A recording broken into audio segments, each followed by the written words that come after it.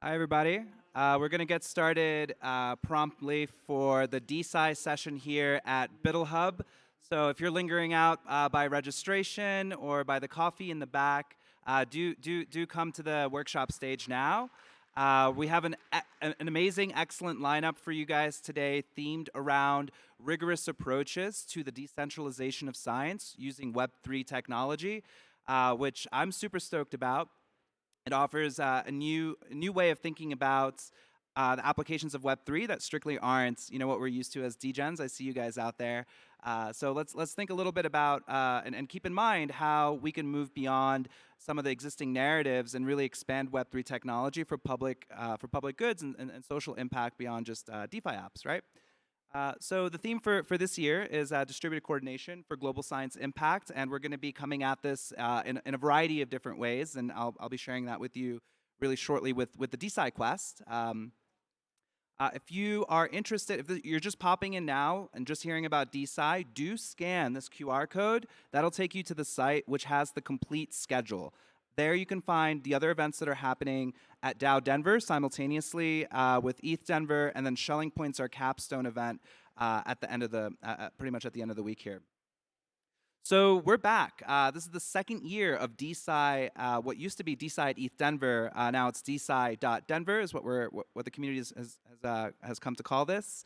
We're really stoked to come back. My name is Shadi Eldamadi. I'm a founder of OpSci. It's an open science DAO, or framework for DAOs and professional societies that are on chain, and we're super stoked to come back and help facilitate a community organized conference specifically within decentralized science, so that we can ask the hard questions of what does DSi mean, what is DSi even a good word for describing this? How do we take this technology out of these echo chambers and really use it to make a positive impact?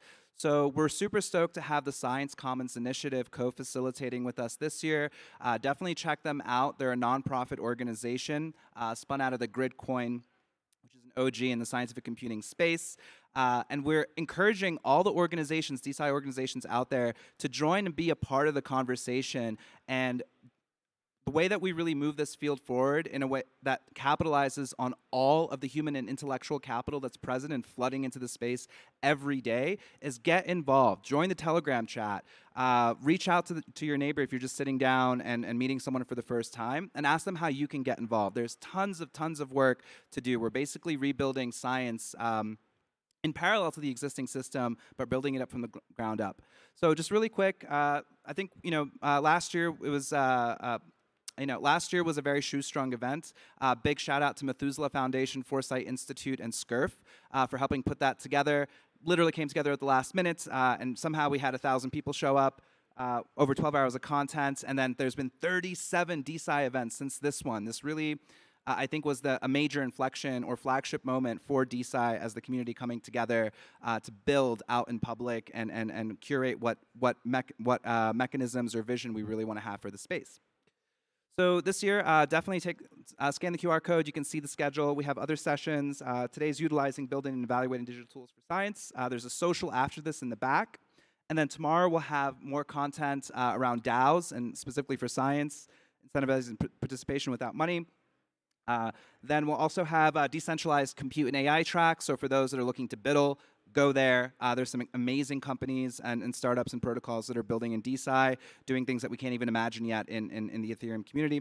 And then lastly, Shelling Point will be our capstone event, so we'll see you there. Today, you can definitely take a look at the schedule, scan the QR code to see what we have lined up. Big shout out to all of our sponsors.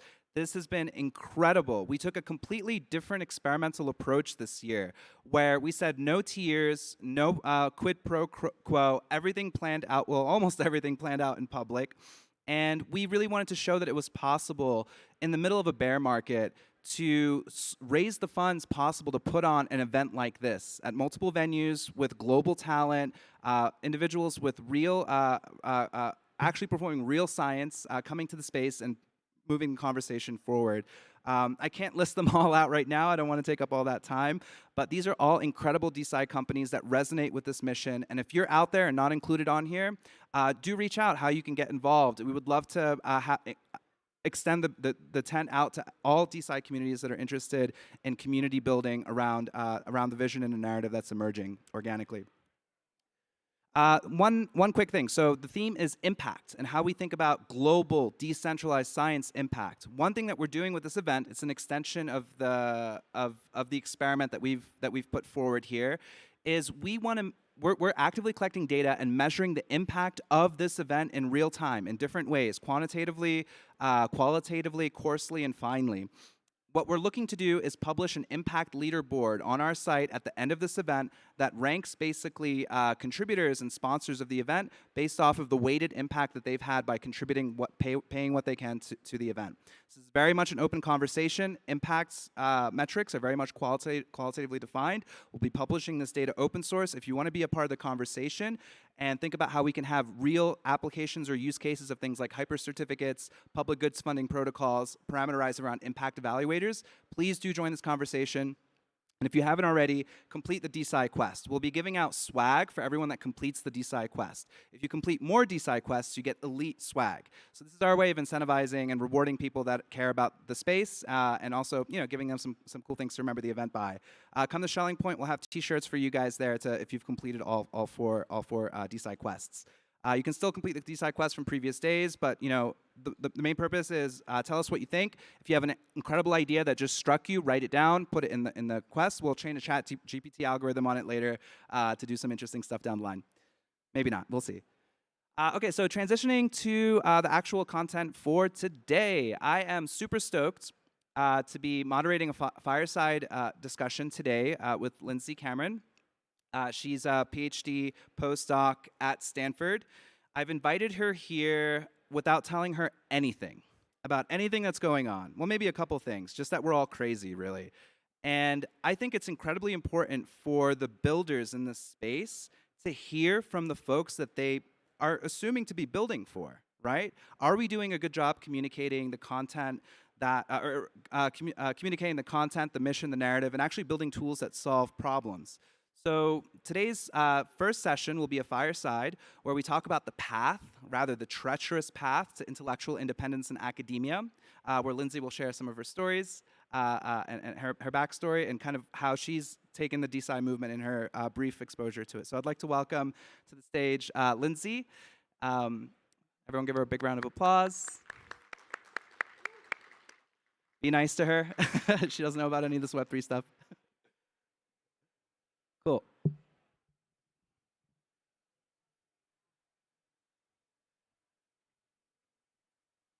Hello. I think we're live. Cool. Awesome. So thank you for coming out here. And how's your time been so far at ETH Denver? Give us the lowdown. What was your first impression coming in, walking through the door? How's it been so far? Awesome. I love the vibe of conferences, the energy, the excitement, and how people are. There's always a vibe and excitement with conferences, and I really like that. I am very excited to talk about some things that are passionate to me, things like open access publishing, et cetera, et cetera. But yeah, I'm very confused with all of the jargon and whatnot, so I'm trying to learn real fast. Yeah. So why don't you tell us a little bit about yourself? What is it that you do? What's your brief elevator pitch on Lindsay Cameron as a researcher?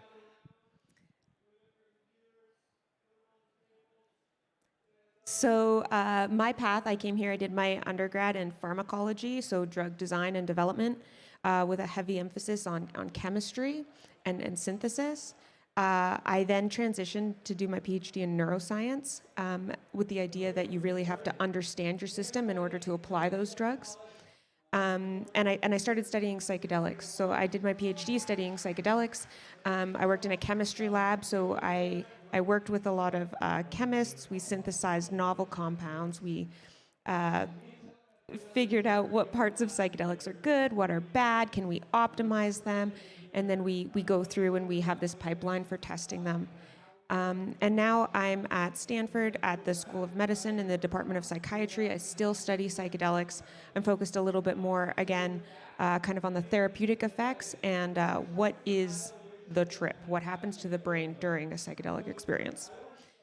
So my elevator pitch is I do a lot of drug design and development. I'm really passionate about open access to medicine. I think that's one reason why I really got involved with psychedelics is during my undergrad with pharmacology, I actually wanted to transition away. I was really disheartened and disillusioned with pharma companies just tweaking molecules, extending patents, treating symptoms, not treating causes. And I was actually going to totally transition to a different field until I discovered like some very preliminary data on psychedelics, which actually seem to have profound effects, were effective in treatment-resistant populations. They had effects which lasted for a year after a single dose. It was really remarkable. So I joined my PhD lab in 2016, and I almost didn't do it because I thought that people would call me crazy or I would be delegitimized or just a hippie to study psychedelics. Because no one did it. It hadn't been legalized at that point, or at least hadn't been embraced, at least in the States. There were so few. There were a handful of really powerful studies that showed therapeutic efficacy, but no one really knew. Like it wasn't mainstream at that point, and I was like, "Wow, these are really amazing studies," and I just kind of like jumped on.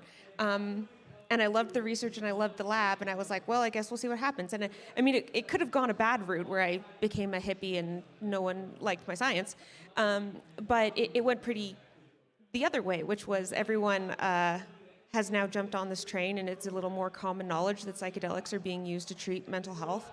And so, in that sense, it's been really great. Yeah. Yeah, I definitely want to drill into a lot of these branch points in your career and what brought you to where you are today. I figure first, let's start at the beginning. What do you think was, at what point did you decide that you wanted to pursue higher education in science specifically? I think I always knew that I wanted it. I was always like a really nerdy kid that was always building stuff, and I like loved doing my homework and like then extrapolating off of it. I remember I was like, I think 11. I was standing outside my like social studies class, and I was like, you know what's cool?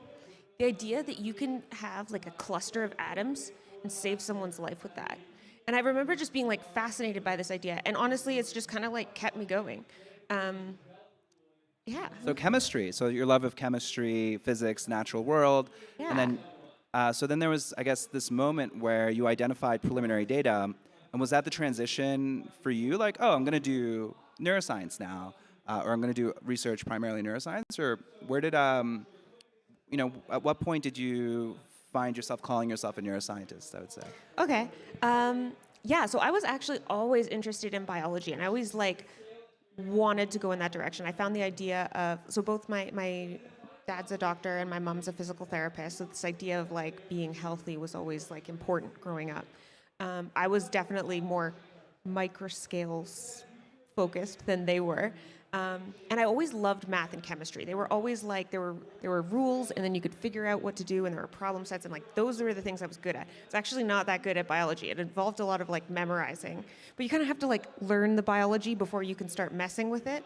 And that's the part where I'm at now. It's like, okay, I've learned all the neuroscience that is relevant to me, and now I can kind of use my skills in math and chemistry to kind of manipulate those systems. Would you call yourself an interdisciplinary researcher? Absolutely.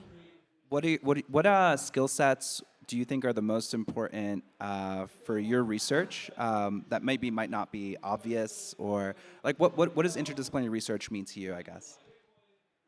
I think it means the ability to, I think it all comes down to communication, right? So my ability to explain my science at different levels, and I can talk really in depth with it with other experts, but I can also talk to people outside of my field in a way that they'll understand. And I think that, and vice versa, so that there is a platform for communication. And you can build that platform until you're both experts in this interdisciplinary kind of area. So I would say that I just think like the ability to communicate is absolutely key. So being able to take the results of a text, a proof in a textbook, maybe, or some theorem, and then apply that maybe to methods a method section that you've developed, and being able to communicate and speak to multiple camps and synthesize knowledge. Yeah, absolutely. Yeah, that checks out. Yeah, I think interdisciplinary is incredibly, research is going to be really important and facilitating diversification. And would you agree? Do you think that? Absolutely. I think that like the biggest advances in, I mean, neuroscience, but in science in general, are at these intersections of interdisciplinary collaboration, right? And this also involves like teamwork. Like it's not just, it is like heavily reliant on communication, but the ability to work in a team of all these different people. And I really think that it's like at these intersections, like you can be, like I could be really good at neuroscience, but if I am not good at like anything else, I'm a little, I don't know, preaching to the choir, or like I'm just good at that one thing. If you really want to make novel advances, you really got to reach across fields, I think, to really kind of think outside the box and get those new theories and projects and ideas rolling. Yeah, yeah. It's like innovation isn't happening in one room at one time. Absolutely, It's yeah. happening everything everywhere all at once. You Yeah, know, like- exactly. So interdisciplinariness and being able to facilitate that. So I want to, before we dive deeper into maybe interdisciplinary research, or I really want to come back to the aha moment for you, which I think was like a big moment in your career specifically. And just a little bit of a preface too, I think, just to contextualize the conversation a bit. So summarizing what we've talked about, you would say you were drawing to science out of an intrinsically very curious individual. So two questions. Could you share a little bit more detail how you came to that eureka moment? And then secondly, how do you think about intellectual independence and whether that was important, and subsequently intellectual ownership over the work that you've done? Ooh, okay. Let's start with the first one, which was my eureka moment. Which eureka moment? Are we talking about like when I decided to study psychedelics, or like? Yeah, well, maybe there's multiple eureka moments for you. I think you were working on ibogaine. Am I saying that right? Ibogaine, yeah. Ibogaine. And you found a way to synthesize compounds that had the non-psychedelic effects, but still therapeutic effects, right? Yeah. So what led? I mean, that's huge. That's like a holy grail for psychiatry. The folks at NIH that have been self-dosing on the down low, trying to figure this stuff out, are definitely into that. But yeah, maybe you could share a little bit about that path. Yeah, I can give a quick rundown of that kind of research. So this was a big project that I did during my PhD, which was I was basically trying to deconstruct, like chemically deconstruct a psychedelic and figure out which part of the molecule did what. So which part was therapeutic, which part was more dangerous, which part was giving side effects, which part made it hallucinogenic, etc. And so I basically broke it down into its component parts and did a big screening of all of this. And basically then I could like rebuild into the compound that I wanted.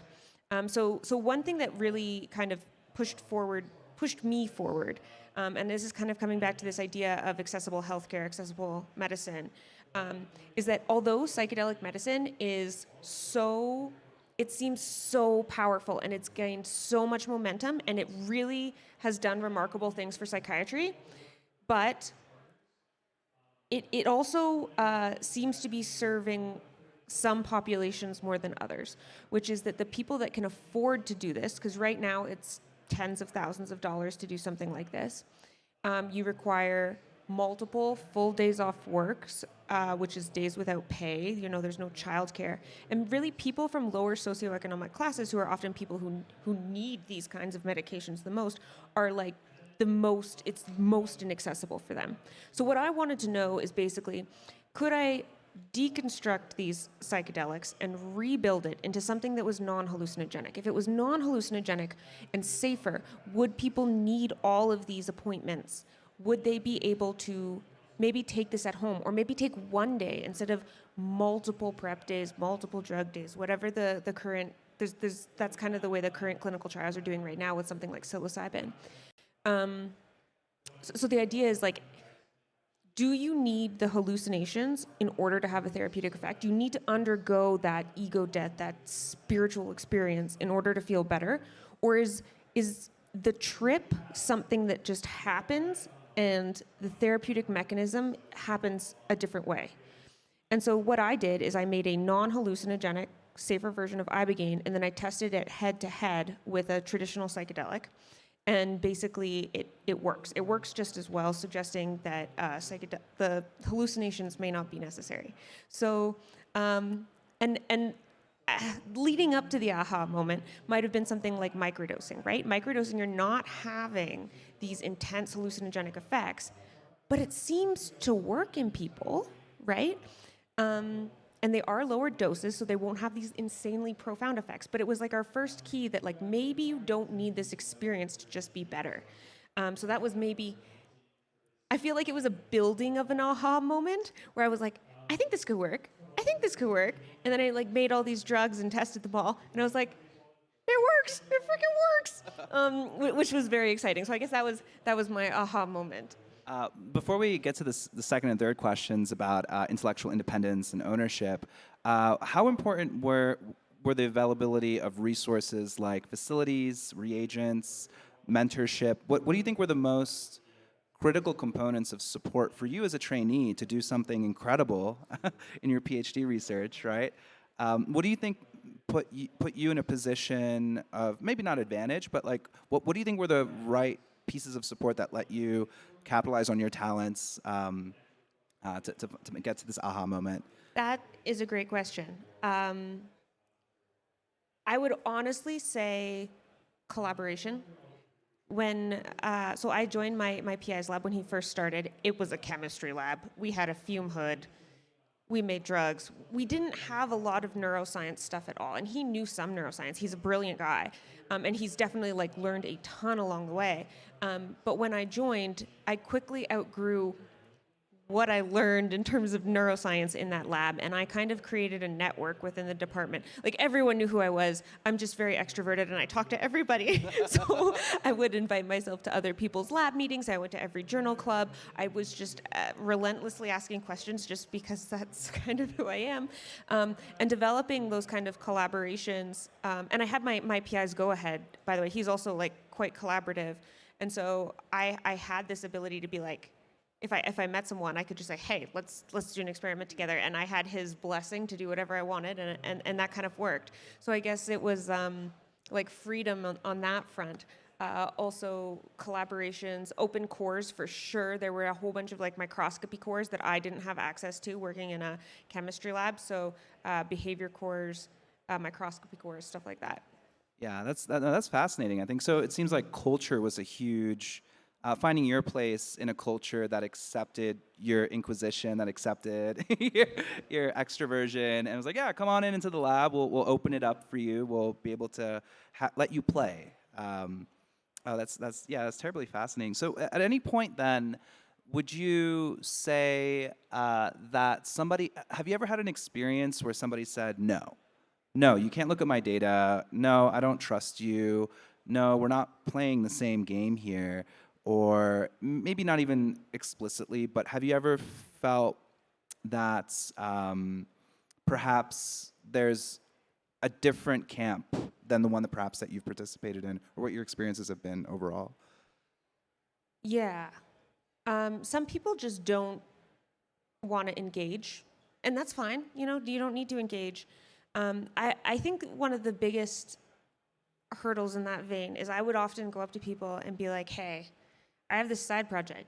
It's very similar to your side project. Do you want to collaborate? And we could like combine forces and make like a bigger, more impact. Like, we could do cool shit if we work together. And is it okay if I swear? I'm so sorry. Yeah, can we get an applause for doing cool shit together, please? If you didn't hear in the back, doing cool shit is fucking awesome. Yeah, and so I would go up to people and I said, let's do this cool shit. And sometimes people would say no. Like, I was like, oh, okay, fine. And they wanted it to be their project. They really wanted ownership over their thing.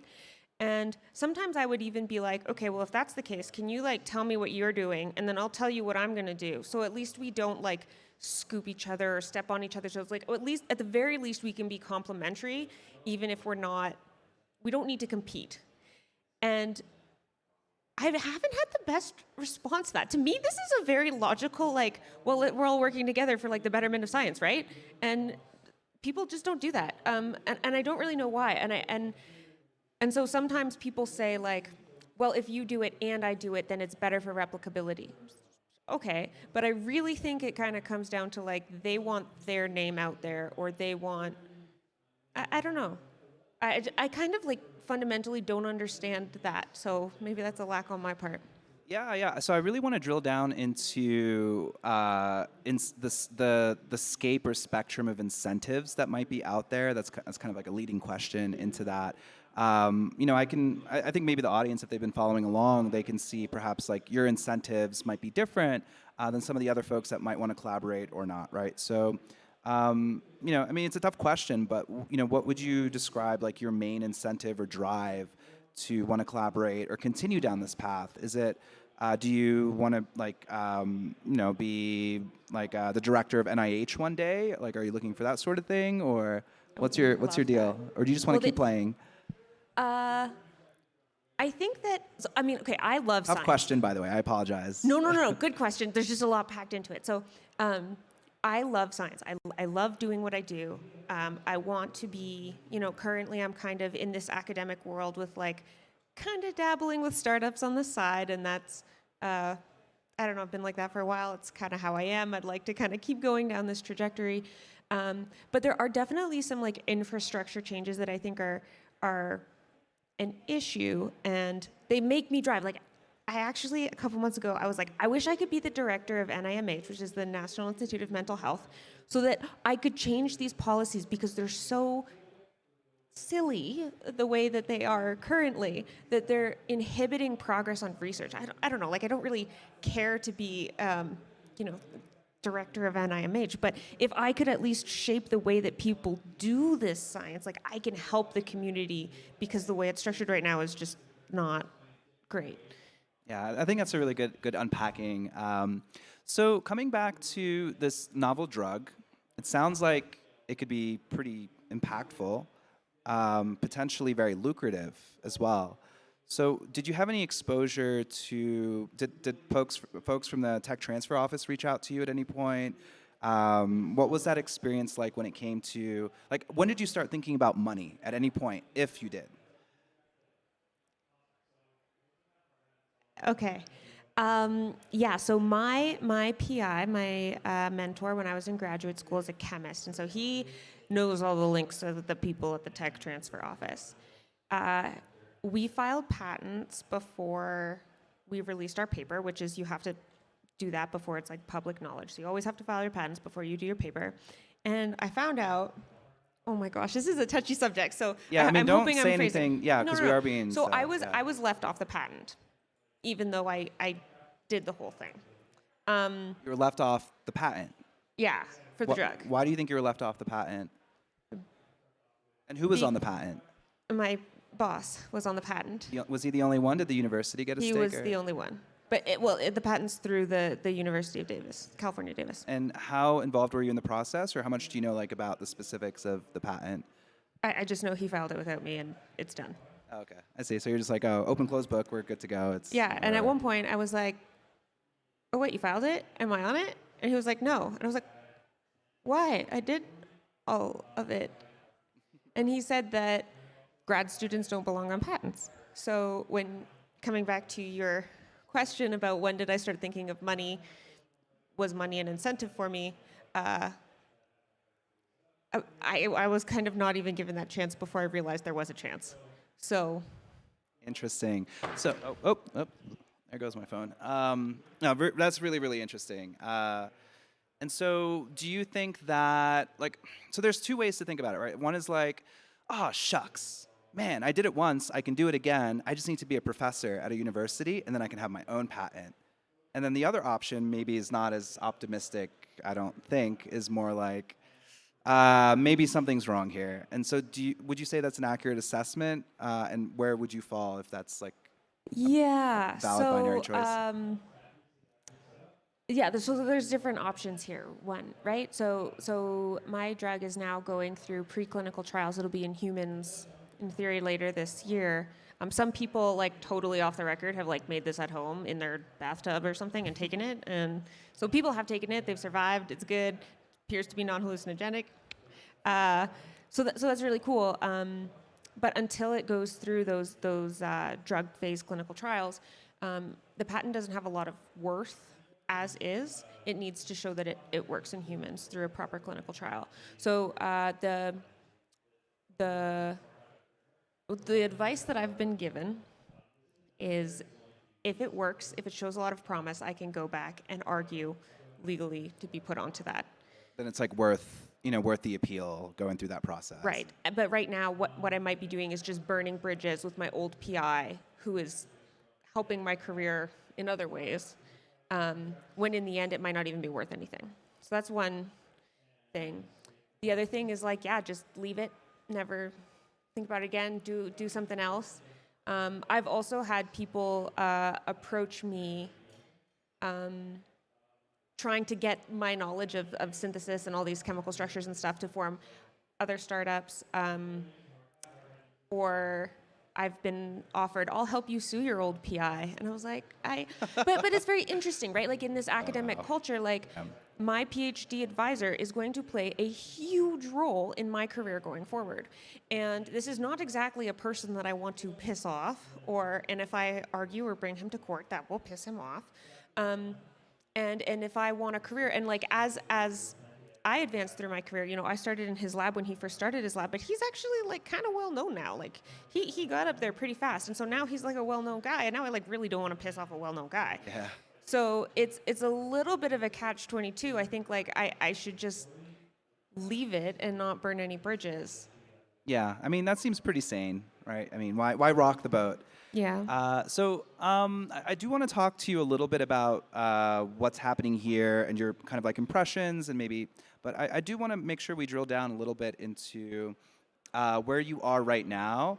And if you went back, would you do anything differently? Would you just drop out and do your own thing? Or has your career been has been gratifying in of itself that it's just like a bump in the road, right? I think if I could go back and do anything, I would have argued to be on that patent at the beginning before it was submitted. Absolutely. But I'm very happy with where I am now, and I think that I've worked my butt off, but it's paid off. What I've put in, I've gotten out, and I've had for the most part, pretty supportive crew of people around me. Yeah, and I'm a little bit of a pacifist. I don't really want to have any confrontation. So maybe, other people would take a different approach than me. But I'm just going to lie low, at least for now. That makes sense. That totally makes sense. Cool. So where would you say right now you are on the path to intellectual independence? Do you feel like you have a lot of self-sovereignty as a scientist? And how does the identity that you're creating, Lindsay Cameron, PhD, neuroscientist, et cetera, how does that kind of play into that? Great question. And I think to preface this, I'm going to start a little bit about where I am right now as a postdoc, which is, is anyone here a scientist, a neuroscientist or scientist? Okay, cool. Quite a few, wow. So I'm a joint postdoc, which means I work through two different labs. One is Carl Diceroth. He invented something called channel rhodopsin. He also did Clarity and a couple other really cool tools that we use now. And the other one is Rob Malenka, who was one of the first people to talk about neuroplasticity. And so I kind of selected these two mentors to use cool tools to study neuroplasticity, to study psychedelics. Kind of like a bit of a neuroscience mecca. She's basically working with somebody who invented a technique that allows you to mind control genetically modified mammals with lasers, with lasers. And then plasticity is something that's been, a really important topic in neuroscience, from the beginning. So it seems like you're right where you want to be to make that next breakthrough. Yeah, I am in an awesome position, which is another reason I don't want to rock the boat. So both of these two professors that I work with they're kind of like hot shots, and they are too busy to deal with me, which is fine. I don't want to be micromanaged. They kind of just give me anything that I need. If I ask for something, they usually give me whatever I need to do my experiments, and they kind of just leave me alone, which I love. It's just, I just need to like do the experiments that I want to do, and no one is looking over my shoulder or micromanaging, and I love that. So in terms of independence, I'm having a great time. One thing that I do worry about going forward is that, I'm setting up both of these labs to have so many tools in terms of the rigs that I build, or like the microscopes that I build, or the drugs that I make that I give to the labs, that like now when I have my own lab, hopefully one day, it'll be like a little baby PI with like a little bit of startup, and I'll have these massive labs that I just left them everything to compete with me. So it's like a different flip side of independent. Like I'm having a great time now, but I don't know what it's going to be like down the future. So, and carving out even a kind of like an intellectual topic that is different from them. I mean, I can definitely think of some now, but they could pivot at any point and then just totally with unlimited resources, basically. With unlimited, these are like some of the best funded labs in the world, which is awesome to be a postdoc in, but like very scary to think about that I'm going to have to then compete with them once I leave. Yeah, that's freaking terrifying. So it's like you're in the Citadel. You've got access to the armory. You've got ballista, catapults. You can just shatter any problem statement that's in front of you with cutting edge technology. And then once you get to the point where it's time to move on, because eventually there's a clock is ticking, you're going to have to go out with nothing but the banners you carry, the name that you've built for yourself, and build from scratch. Yeah. That's a good metaphor. Yeah. And so do you think that you would, so if you're out there, what do you think? Do you think like building another Citadel is the right idea? Or like what do you think you would do differently about your lab that perhaps, or maybe do the same? I mean, I don't think there's a right or wrong answer here. I think I have different mentorship philosophies than my current. I mean, I love what I do now, and I think that if I have my own lab, like, if some people are competent enough to just go do their thing, like, you can go do your thing. But if these people need more mentorship, then I will give them. I think mentorship really works on a kind of individual basis, and everyone's different in how they prefer to be mentored. I would love a big lab. I just have so many questions. I just get so excited about science. If we just had like a zillion projects going at once, that would just be very exciting to me. You should talk to Monsieur Thomas in the back over there, who has a giant lab. He has just one giant lab. You should talk to him. Oh, the joggle. Yeah, the joggle. You've heard of it. Yeah. Oh, cool. So definitely, chat with. He's here. He's here. You can talk to him. And okay, so we're almost at time. And I didn't get to a topic because it's been incredibly, we went deep. Thank you, by the way. Of course. And for being open. And so what is DSi? What is DSi? Why are we here? Why are you here? Decentralized science. Whoa. Is it? What do you think? Is it just a hype term, or? I know it because I know that you do it. And you don't have to. You can. Don't worry about my feelings. Okay. What do you think about it? I think you explained to me once, like, if you had like huge databases that that everyone that ran, I don't know, fMRI could just upload it to a database, you'd have infinitely more data than if everyone just ran their own little studies. And that is brilliant. That's brilliant. And it sounds like a very cool, very futuristic way forward, and as technology kind of advances and we have this ability to, kind of collaborate or like have communication or access to things, especially, okay, I see, I'm getting to why you brought me here now. Nefarious. Especially as like you have these huge labs with so much money and these, young labs with not as much money that lack resources. If you had access to more resources, it might level the playing field a bit. Open up the gates to the Citadel. Yeah. I see why you pulled me on this stage now. Is this a moment? Is this a eureka moment, maybe? This is my eureka moment of this week. Before we close off, was there anything that stood out to you in a positive or negative way about what you've seen so far? If you can answer on both sides, that would be great. But Okay, yes. I'm going to start off with positive because I come here and I find all these science people who love to talk science. A lot of people really like to talk about psychedelics too. I love that, so don't get me wrong. There's also a lot of people from different venues, right? I've heard a lot of like protein folding and docking, and that's cool. Like let's talk about psychedelics and docking on the 2A receptor because that's a huge thing right now. I love the idea of like different funding mechanisms. I love the idea of open source publication. This is like, to me, one of the biggest next hurdles that scientists have to face. And, eLife is kind of one of the bigger journals right now that has some like changes to their policies. I don't know if they're good, I don't know if they're bad, but at least they're trying something, you know? And I really appreciate that. And I have published in eLife before and absolutely will again. And I really support that philosophy and mentality. which is kind of controversial, would you say? It's totally controversial, but at least they're changing up the game, you know? Like something needs to change, and at least they're doing something.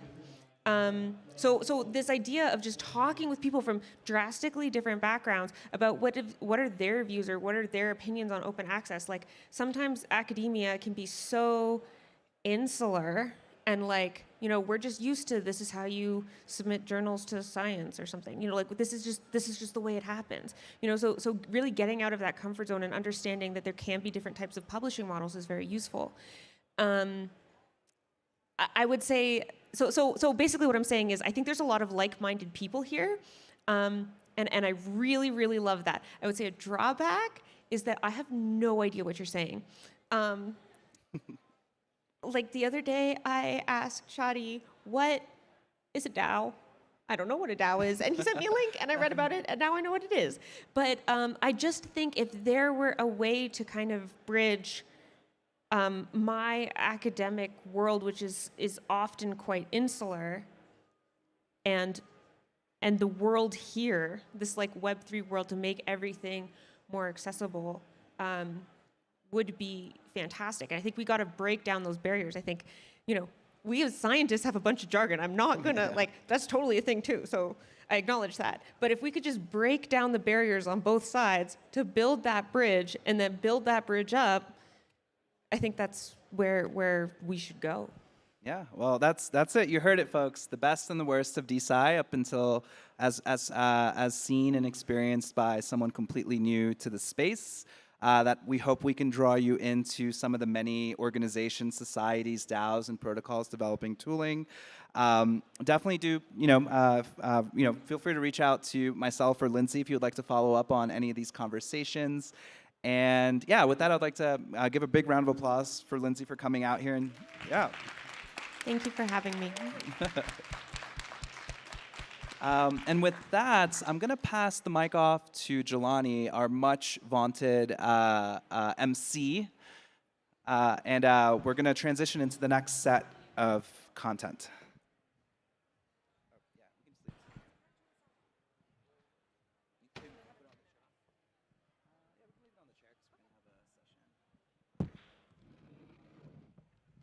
Mic off? Oh no, this mic works. All right, here we go.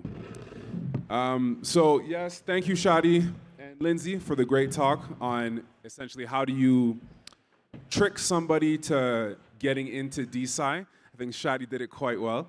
I love this infectious feel. Next up, we're going to have a panel discussion. Shadi, come in for a second.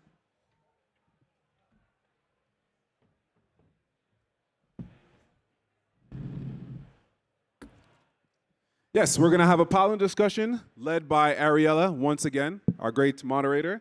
And this is going to involve Raymond Chang, Laurie Hack, Ariella is the moderator, Thomas Landrin, so the guy from Joggle, the Joggle guy, and Allison Dipman from Foresight Institute. And this is going to be a great talk. So welcome them onto the stage, please.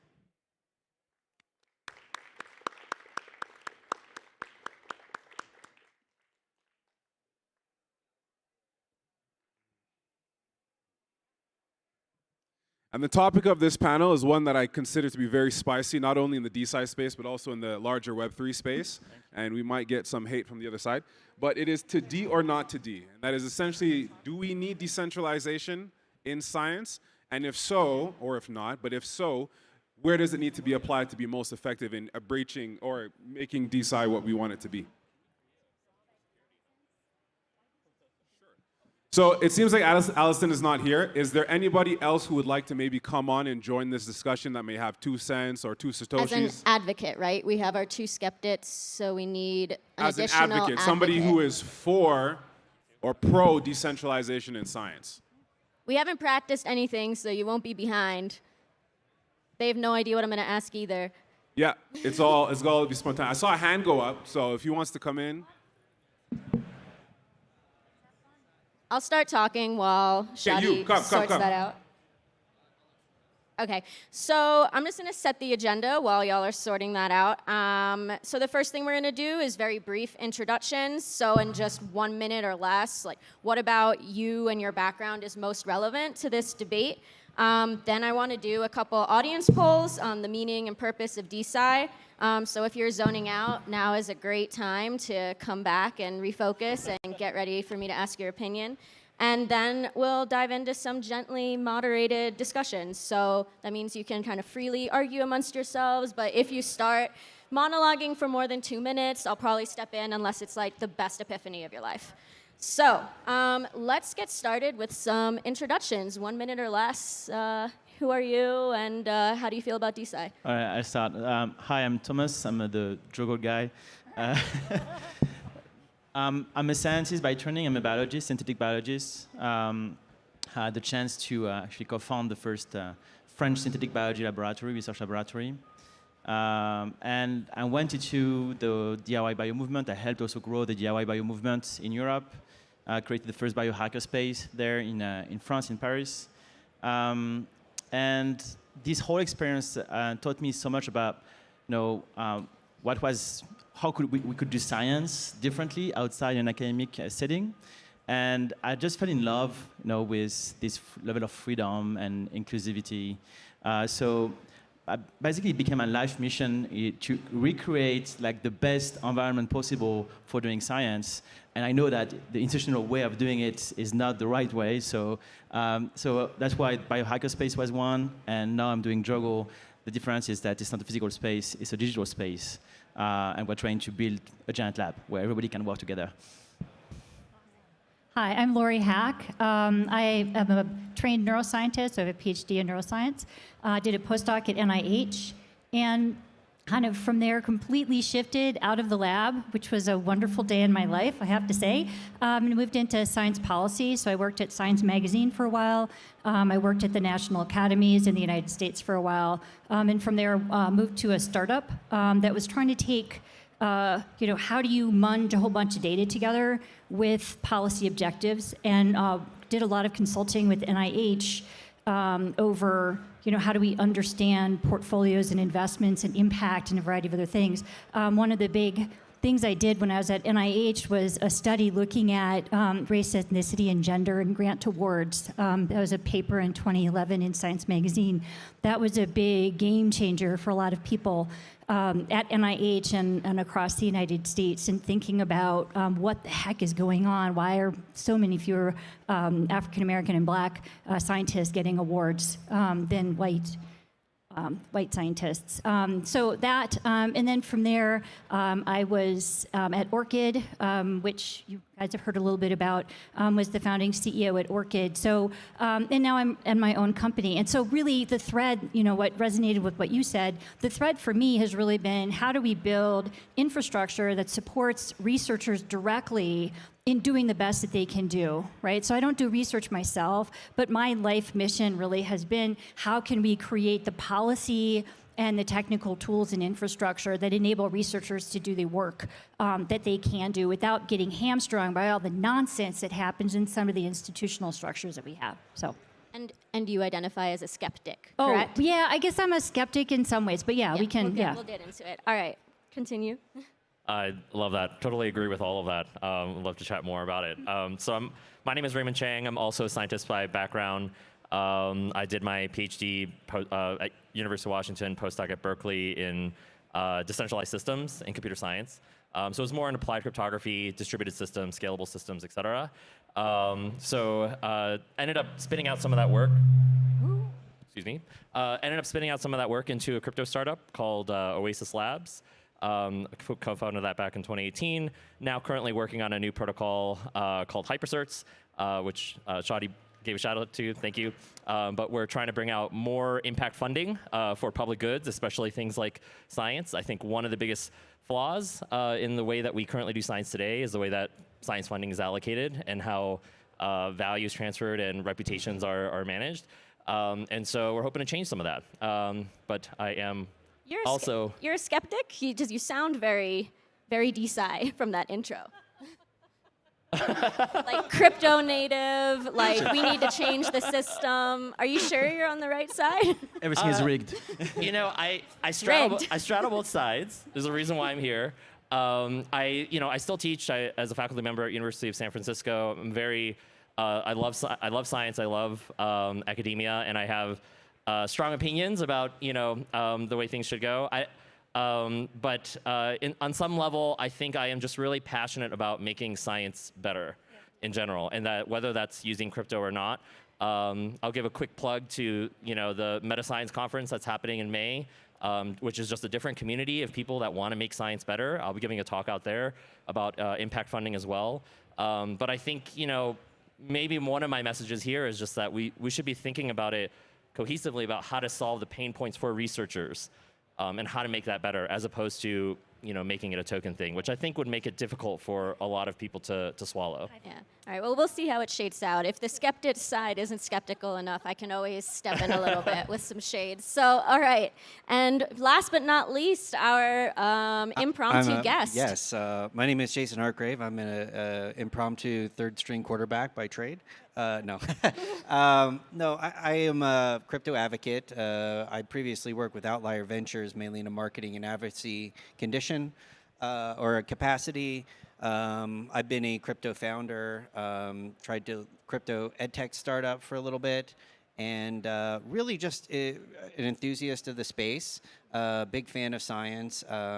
I think Foresight Institute rings a bell. I went to the University of Houston briefly, got a certificate in strategic foresight, have been like kind of really more of a singularity transhumanist enthusiast with a lot of the different emerging tech, and really excited about developments, across the board of science, everything from, biotech to AI, really exciting. And so I'm just kind of here to, provide a couple of insights, maybe. I don't know. We'll see. Sounds good. And a quick reminder to the panelists, there is a lot of noise because, fun fact, curtains aren't soundproof. So do try to speak up and close to the microphone so that everybody can hear you.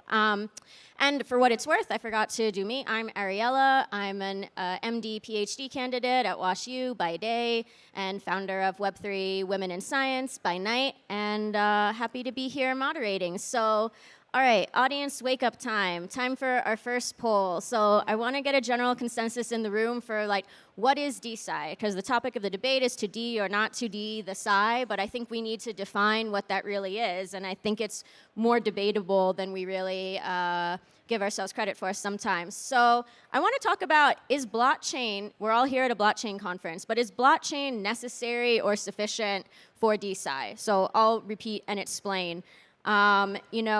So is blockchain necessary for DSi? So hypothetically, if there's an organic, loosely organized, non-hierarchical, internet-based community of scientists doing research, but none of them have ever used the words or know what they mean, Web3, DAO, crypto, blockchain, is that internet community of scientists, is that DSi in your opinion? So let's have hands up, and panelists, you can raise your hands too. Hands up for yes, you can be DSi without blockchain.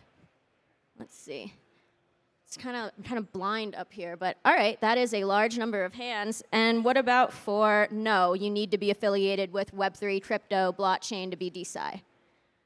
Wow, we all agree on something. Okay, so we're here at, for those of you watching the live stream, nobody raised their hands. I mean, that could be peer pressure. There's probably a few people out there that do think that blockchain is necessary, but That's a really interesting place to start. And so second question, what logically follows is blockchain sufficient for DeSci? So is anything that exists at the intersection of blockchain and science automatically DeSci? Hypothetically, if you have a for-profit traditional company and they've built some product or service using blockchain technology and are selling it to researchers, but they're a fully centralized company with a CEO and nothing decentralized about them, is that DeSci? And I know it's case by case, but just for fun, let's see on average where that shakes out. So yes, raise your hands for yes, that's DeSci. Anything at the intersection of blockchain and science. I see 1, 2 hands on the stage. Yeah? A half hand up here. Half hands, The word half hands. anything throws me a little bit, but Right, okay. And then can we get some hands for no, that's not DeSci? Oh, many, many, many hands. So that'll be an interesting one to, wait, did we all? What was the, can you guys do it again? Are you all no? Or, all right, seems like we have some points of contention. So should we debate, is the existence of blockchain technology in the project, as long as it has something to do with blockchain and something to do with science, is that automatically DeSci? You wanna? I'll take a shot. Yeah. Yeah, I think that if you think of blockchain as maybe being like, the source of truth, right? The supply chain for where the truth is at, and if it's displayed in an open and transparent way, and across like multiple parties, so that truth is verifiable, then yes, it could be a contributor to the DeSci movement and the community, even if that research or that source of truth was performed by a centralized entity. If overall it's adding to the body of knowledge, then by default it could be referenced, right, for decentralized movements that are, based on some other initiative. Yeah, I mean, I think it's important to note that just if there's that kind of project and we're saying, no, that's not DeSci, that doesn't automatically mean, oh, that project is worthless. You can add value and still not be DeSci. I'm sure there's a lot of things in the world that have value and aren't DeSci. But yeah, I'm just really curious to hear more opinions on this question. Go ahead, Raymond. I think there weren't a lot of hands raised, and maybe the discomfort comes from the fact that I'm not the one that came up with the term DeSci, so I'm not sure what the intention was to begin with. I mean, decentralization is, by definition, a spectrum, right? There's no clear boundary by which you are clearly centralized and clearly decentralized. We don't talk about it, but free markets are decentralized. There's all sorts of different ways to decentralize something, and it depends what axis actually matters to you.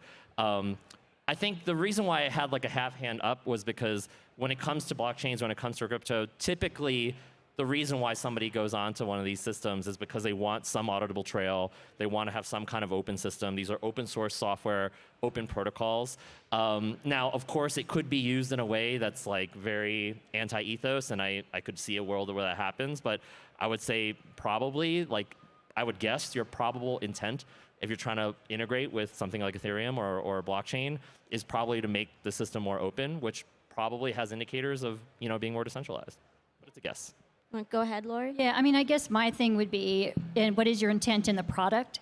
And it's less about the technology you're using for the product than about your product design and user interface. And for me, decentralized science is, it's about providing agency and ensuring agency for the individual researcher, and not about blockchain. And so, yeah, blockchain could be a component of a product that is made available to the research community. But I think it's the intent of the product itself that matters. So I can't say yes because it depends. And I don't see blockchain as the critical feature. Of course, that's smart. Do you want to weigh in on this? So you don't have to. No, I mean, +1. Plus one. That's a great answer. So, you've started to bring us onto these important next topics of, defining what decentralized actually means, and in what ways is science already decentralized, and in what ways is it not decentralized, and then, spoiler alert, where I want to go with that is in the ways that science is not decentralized yet, is that a bad thing or is it a good thing? Should we be trying to decentralize it more? And I think that gets at the core of this to D or not to D. So does anyone want to give any examples of the way that science as an institution is currently decentralized or not decentralized?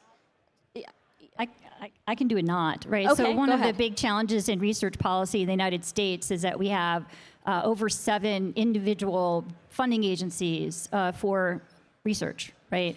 And so as an individual researcher, you now have to navigate all those different funding agencies, and the policies aren't well coordinated across those funding agencies.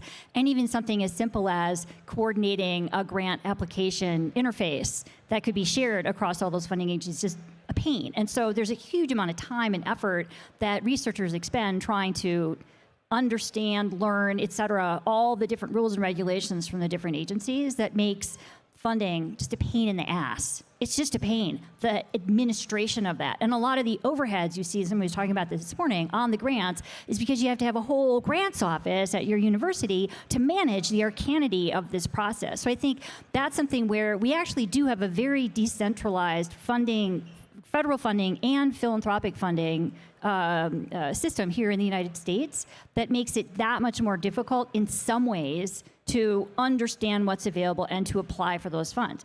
On the other hand, the fact that it is decentralized means that Congress can't cut funding for everybody at the same time, which is why it's decentralized. It also provides people creative ways and niches to exist and support their research. So there's pluses and minuses, but from a policy perspective, it's a nightmare. And I think you wanted to weigh in. You, yes, Oh, Raymond? yeah, sorry, you're like pointing at me. Sorry, I just never know. Maybe I should just step back a little I'll bit. use your make names. sure, we should have, Semicircle it up a numbers little or bit. something. No, I Number completely agree 3. with that. I think there are ways that science is incredibly decentralized and ways that it's not. Right. I'll get back to funding, but let me start with the processes and tooling, because I feel like a lot of people in DSi focus a lot on making more decentralized processes and tooling for your work, and that might not be the right place to start, because in many ways, this science is incredibly decentralized. There's archive, there's ePrint. Like when I started, I just started tossing PDFs on my own website, right? Like anybody can create a blog. And I think more and more scientists are getting a lot better about tweeting, about being on Mastodon, about writing blog posts about their work earlier on. I think these are all fantastic trends that people are sharing earlier. And we can create better tooling to maybe facilitate some of that, but maybe that isn't really where the pain point is. I think like a lot of tooling already exists to make science decentralized. And anybody can organize a conference, anybody, and for the most part, while we still argue about open access papers and things like that, for the most part, open access is winning, and we have a lot of PDFs online now, and that's fantastic. Wait, can I double click on a couple of those points for a second? Sure. The tech term that I've learned here. So in terms of publishing your science on your blog, sure, anybody can post anything on the internet, but that's not going to get you tenure. Right? So I think that one of the things that we talk about in DSi is maybe trying to bridge that gap, trying to make things that you could do in a more decentralized manner actually still be relevant for career advancement. And whether that means, making friends with academia or creating an ecosystem, that's outside of academia that actually succeeds, you kind of have to pick one of those paths, posting on a PDF, I mean, I guess if it's like your hobby, but it doesn't do the same thing as publishing, right? I'm going to interject just Yeah. because you have archive, bioarchive, and a variety, and social sciences has an archive as well, where you can post and economics has huge ones, where you post your research before it's peer reviewed. So I think part of it is also, do we accept the institutions as they are, or do we push them and say, these suck, and we're going to do something different? And look at the amazing advances that are made in the physical sciences because they have archive and because you can get conversations about the paper, right? So I think, for me, DSi is all about how do we challenge these structures that are holding us back as scientists, instead of saying, I need to get promotion to tenure, so I'm going to follow the road that everyone else is. No, come on. This is an opportunity to be a little revolutionary here. You're a very positive skeptic? skeptic. Yeah. The least skeptical I will add skeptic. something. I think the publication aspect is very important, obviously, but I think ultimately science is it's like a social game. You can be a very good scientist, you can have access to all these tools, but at the end, if you don't have like the right network of collaborator, or access to opportunities, you're not going to go very far. And so the current systems make it so that we heard stories it's hard because it's like a power structure. So for me, the decentralization means that it's like we are making things more grounded, like more equal, right? So it's like an equal chances for opportunities. If you're motivated, if you are somehow interested in really fighting for that subject, whoever you are, wherever you are, you should have the same chance. And that's the kind of things that I've been observing, experimenting with Jogo. Is we have so many tools. We can share so much stuff on the internet, but at the end is how do you make this knowledge, like this content that you're producing, meaningful, connectable. And archive is great, but archive doesn't have these social components, so that you can publish something to archive, but then maybe nobody will see it, right? And maybe that work that you will have done, that will have conducted to the creation of this pre-publication, was done just in your own corner. Yeah. And it could have been much better if you had collaborated much early on with other people that maybe you never know actually have existed. And like when you look at young researchers, so much of them, like young PhDs, even postdocs, there is a lot of loneliness. It's like you can really feel alone because you don't have this network yet, right? And people around your institutes are not necessarily like your friends, right? Or like people that are really connected to your topic and will be helpful to you. So being able to provide the opportunity to interconnect like all talents in the world interested in like similar topic is really meaningful, like and transformative. And for me, that's what the DSi, stands for. I would add too a little bit about the proliferation of tools. That there is a lot of tools, but I think the decentralization, and especially through like crowdfunding means that access to those tools, and specifically I'm talking about like instrumentation. Like there's a great like DIY bio lab movement, and kind of like the same thing that we did for maker spaces and making access to actual scientific tooling, labs, places where people can go and collaborate together, almost like co-working spaces for doing science and that kind of thing. And that could be made easier by like people identifying with other interested parties in the community to then sponsor and have more meetups and have more collaboration. So yes, like what you're talking about, the science and the social collaborative tools are important, and we do have some now, but I think crypto enables people to come together in new and interesting ways where it really cements that connection between them. And through a DAO, they can pursue specific scientific objectives by identifying other people through these tools that share that same common interest, and then that kind of aligns them in a more unified way. Could I ask a question, just as like a counter yeah, question? And also just as a caveat, anybody here on the panel can ask a question, and I don't know if we have the infrastructure for audiences to ask their question. Do we? It seems we do. So, at any point, if anyone raises their hands, I'll try to intermittently look over, and you're welcome to ask any questions. But yes, go ahead. So, my lens is going to be coming from the academic computer science world. That's the world that I lived in. So I don't know if this equally applies to other spaces, but at least in the computer science world, there are autonomous organizations of people who collect together to curate work. Part of the issue is information overload, to assess work that's good, and come together during conferences to connect and meet other people that are interested. And so these PCs, whether you like this structure or not, are self-organizing, autonomous. They don't call themselves a DAO, they don't have a token, but they do the work, and they meet regularly to assess work and connect. How is this different? Like what does DSi do that isn't Great question. I would say it's different. It's I think the same energy.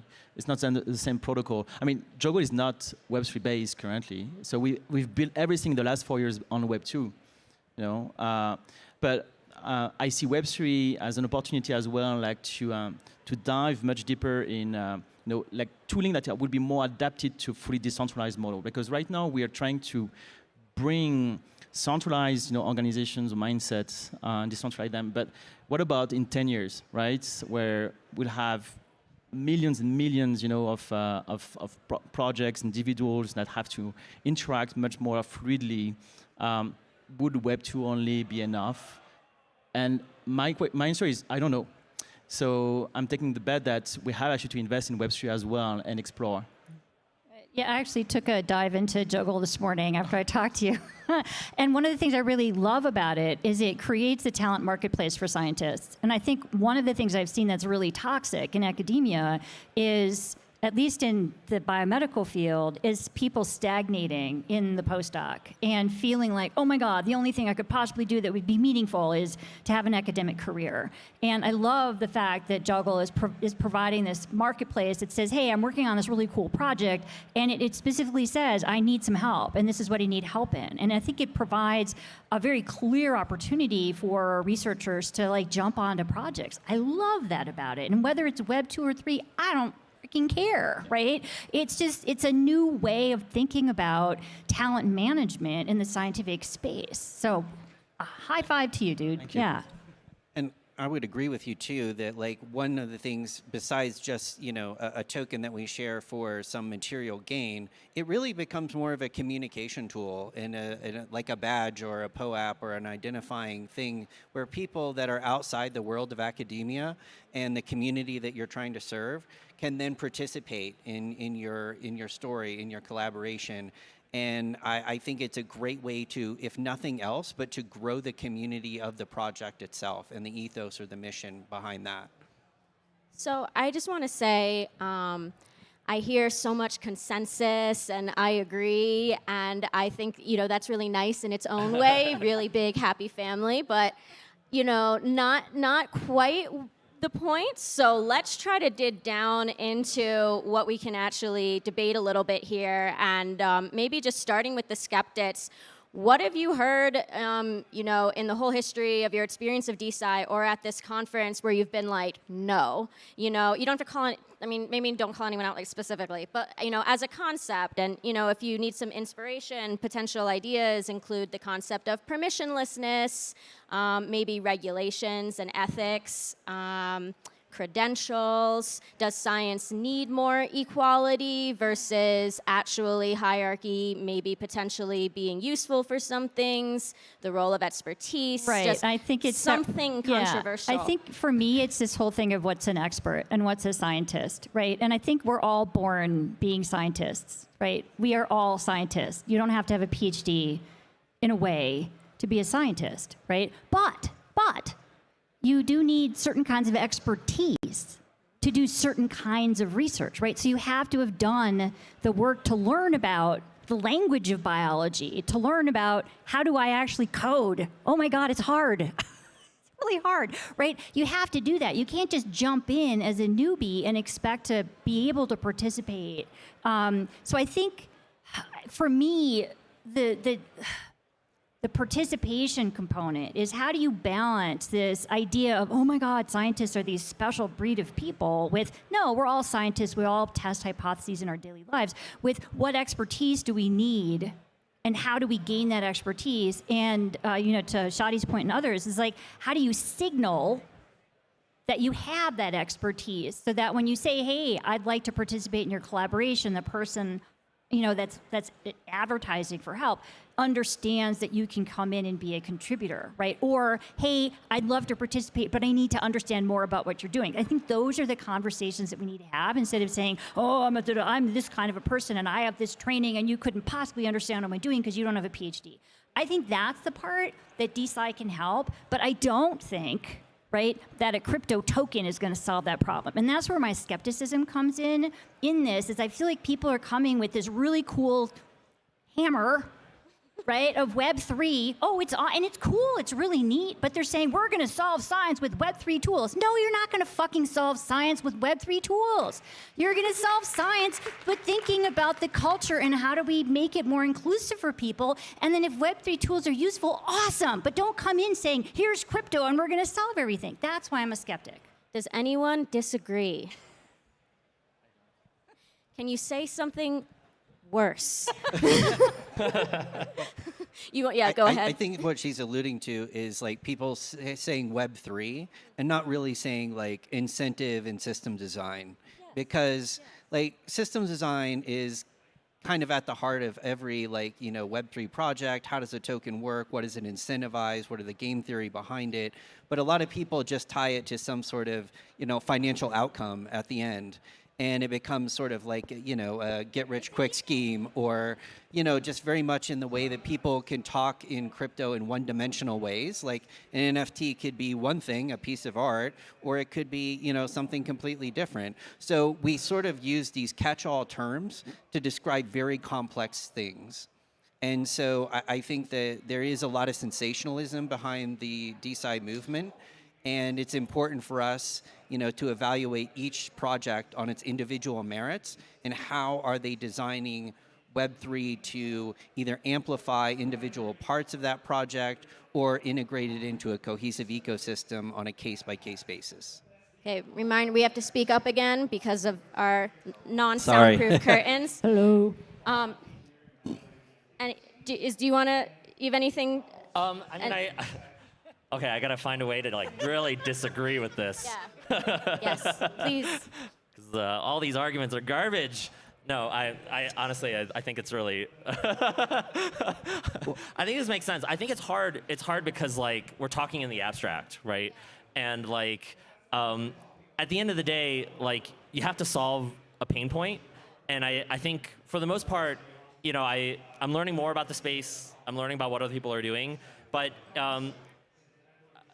I think that there are just too often people that are pointing at problems that aren't actually pain points for scientists. And part of it is I love the idea of equal opportunity. I love the idea of spreading expertise. But one of the reasons why I started working on hypercerts is because funding actually is one of the more centralized points of science that makes it very difficult for people to enter the space. And the bottom line is, how do I make a living? How are we going to get more funding in the space? How are we going to support more people to solve these challenges? Is the challenges that society holds, like solving climate change or being an interplanetary system, are these just engineering challenges that are left for the market to solve? Or are they just financial risk problems? Or do we actually have unknown knowledge that we still need to do? And how are we going to draw and amplify the work that people are doing, but draw an order of magnitude more people that can sustain themselves and make a living, not just volunteering, not just getting a couple of grants from a DAO here or there, but actually completely change the incentive system to draw more money in so that more people can work on these problems. Because I think fundamentally we just need more people. I think this idea that we're gonna just solve all the problems with AI and we're gonna have UBI and all the problems are done seems kind of ridiculous to me. We need to draw more people in to solve some of these core fundamental hard problems. And I have not yet seen enough work solving these problems, but these are not crypto problems. These are not, Web3 problems. These are, pretty core to the science experience. Okay, quickly, and then I want to. Yeah, real quick. One thing that we haven't really mentioned on the panel that's huge problem for DSi is really agreement on what safety means. What? What safety means. And safety for, the experiment process, making sure that we're not doing inhumane testing on animals or things of this nature, and using crypto and DSi as a way to basically undercut regulatory standards in certain jurisdictions and perform unethical science and sort of, then repackage it as this is crypto science or this is underground. So, it's a really touchy subject, and it's really touchy even between establishing standards within DAOs and organizations around DSi itself, and who is potentially a good actor or who could we identify as a bad actor within the space. Yes. Yeah. Go ahead. So I had previously, before Jogo, I had the experience to be the spokesperson of the DIY bio movement. And so I had to deal a lot with various institutions, organizations like even the FBI, because everybody was skeptic about our ability to do good, in these open environments, And so we crafted very early on, 2012, a code of ethics for the movement, and we crowdsourced. It was the first time that a decentralized movement could do such a feat of work. And it remained actually a pillar of the movement for the many years afterwards.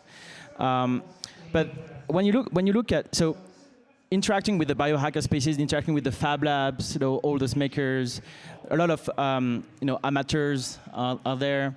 There is a lot of enthusiasm about this, but ultimately, when you look at, where, if you were to invest, resources in these movements, how you're going to allocate these resources. I've been trying to bring all these people together for many, many, many years, and until you realize that what was missing is just like a sense of, okay, we cannot just help everybody at the same time, and so we have to choose, and the community has to choose who are like the champions of the community. And so basically everything has to rely on proper evaluation. And it's funny because it's one of the core pillars of science publishing, like science in general, right? Like how do you create trust? Because, well, it's been peer reviewed, so you can trust your peers, and even though you have to remain skeptic. But this movement doesn't have this kind of framework. And so when we created like a community review. Sorry, I'm being late. Just wrap it up. Yeah, when we introduced the community review framework at Jogo, and we asked the community to really get into peer review and evaluate each other, it completely changed the dynamic, because then they could say, hey, this is wrong, this is good, this is based on proper evaluation criteria, we understand this, we agreed on that. And basically, you get a much mature level of collaboration. So we have just a few minutes left, and I just want to ask one question here. So when you're thinking about all the different threads that DSi projects tend to land on, so what comes to my mind is data sharing, overcoming archaic systems, for data sharing and data provenance and ownership, data sovereignty. So data sharing, maybe publishing. Everyone hates publishers, right? We can all really agree on that. Trying to revolutionize the publishing process. You don't. Damn it, should have asked that earlier. We all love to hate them. So, and then maybe funding is one that comes up a lot. So DAOs as like, we are going to fund this section of science with crypto crowdfunding. So out of those three tracks, or feel free to throw in another track that I missed, where can you each tell me, like, where do you think there actually is good potential? And, if there's one of those where you think that's not where it's at, we shouldn't be doing that. Trying to generate some controversy. So what do you think is the best track and maybe the least promising track? Yeah, go very fast. For me, it's the management of reputation in a decentralized network, so trust. So that you can trust somebody that you don't know and never met, like a young person from the other side of the world. And equal access to funding based on the standard evaluation criteria. Yeah, I think for me it's team management. Same thing. How do we build trust among far-flung teams? I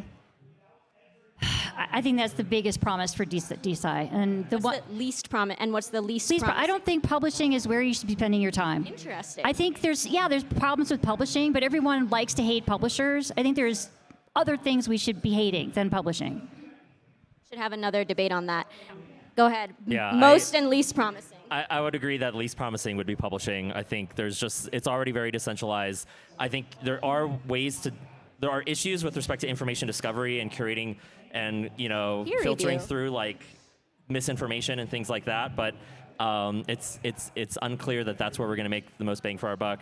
I think for me, I gave a little bit of the spiel already about impact funding, but I think funding really is, the key. Like, it's nice to believe that maybe there'll be millions of people that are going to volunteer for science experiments here or there. But I think if you're really going to make an impact, if you're really going to build the expertise, that's why grad school is valuable. It gives you the dedicated time to build that expertise.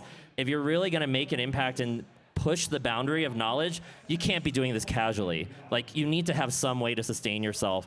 And I think there is potential here to create some kind of a new incentive mechanism, maybe through crypto, maybe not, but just some new incentive mechanism that isn't the current federal grant funding system that can help people sustain themselves. But that's one of the things that we want to be able to address with HyperCerts, and I would love to collaborate with anybody that has any ideas in this space. And then, last but not least. I actually think it's like data sharing, medical data, biodata, scientific data sharing, especially as it relates to machine learning models that are coming online to learn from large data sets. So it's going to be, niche data sets about scientific research that's been done to actually, create that level of compute intelligence. And I think that's really one of the best things. Although it's hard to disagree with the, crowdfunding, of fringe science in general just being like the most exciting application for DSi itself. And we kind of see that with VitaDAO, right? That was like, lots of people want to live a long time, and there it was. Well, in crypto, lots of people want to live forever. There's a bias there. All right, I know we're at the last second. I'm just curious. Team data sharing. All right. Team, you can be more than one team. Team publishing. Team crowdfunding, revolutionizing funding. Okay, all right. Hope that was team, what did you say? Team reputation. All right, okay. I think everyone loves everything, but still cool. All right, Jelani, take it away. Thanks, Ariella. Yeah, so round of applause for our panelists and great moderator. That was a great talk.